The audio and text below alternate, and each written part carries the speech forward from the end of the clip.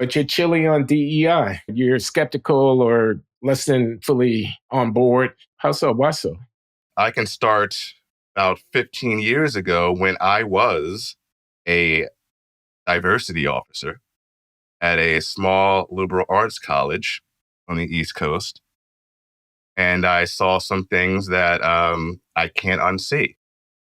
Mainly the fact that even the administration there, to a large degree, had a particular idea of what a Black person was. And I tell this story all the time. I was talking to the president of the university at the time, and it came up in conversation that, Black people aren't a monolith. We have different,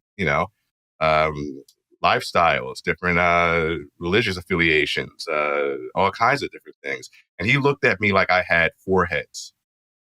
Like I said, the craziest thing ever, right?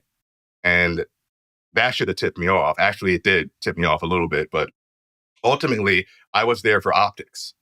I was there so that people can say, hey, we're doing something, with diversity.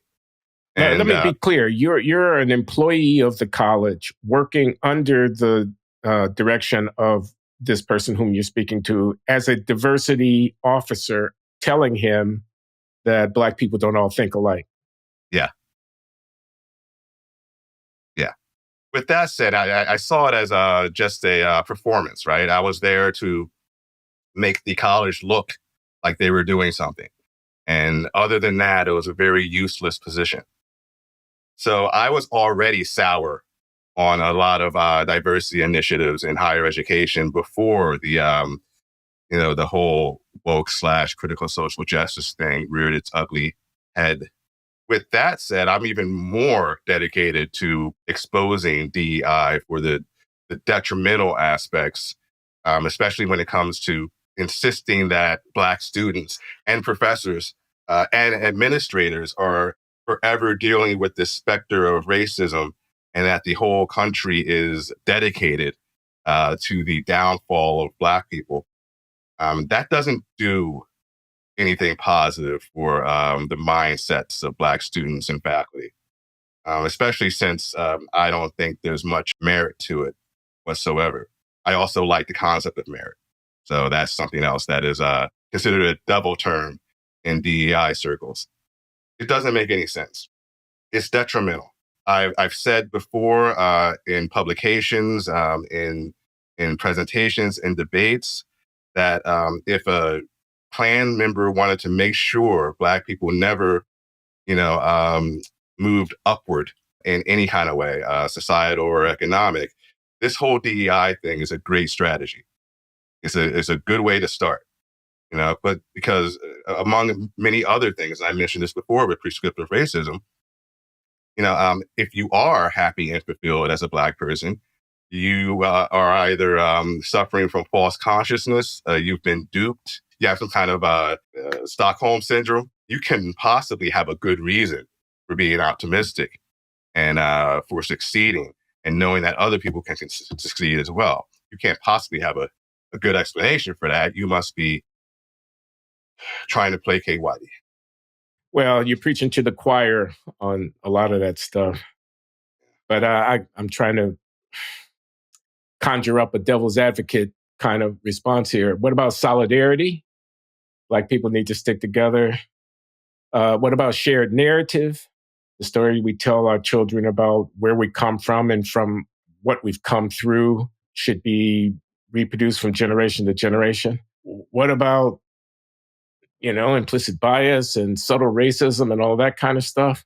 What about diversity? Are you sour on that? You're good on merit, but what about diversity, including racial diversity, and so on in that vein? It was good that there was a Black president, wasn't it, when Obama got elected and got reelected? Somebody's got to call the cops out when they mistreat young Black people. You need an Al Sharpton or a Ben Crump or whatever, even if you don't like everything they say. Isn't it a luxury to be able to declare one's individuality in the face of so much structured racial exclusion and marginalization and so on? I'm doing my best here, Erec. Yeah, okay. I am all for addressing those issues, and I think we can address those issues. And Even when I was that useless diversity officer, the approach I was taking was nothing like the current DEI approach, which is steeped in critical social justice, socially called woke. And I have to tell you about this.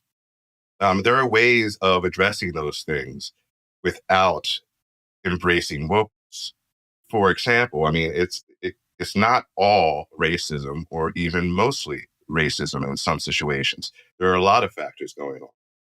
Issues with family, issues with education. Some people would say, including Ian Rowe and other Black educational leaders, that there is a spiritual element that is missing, right? And I'm all for exploring all those things.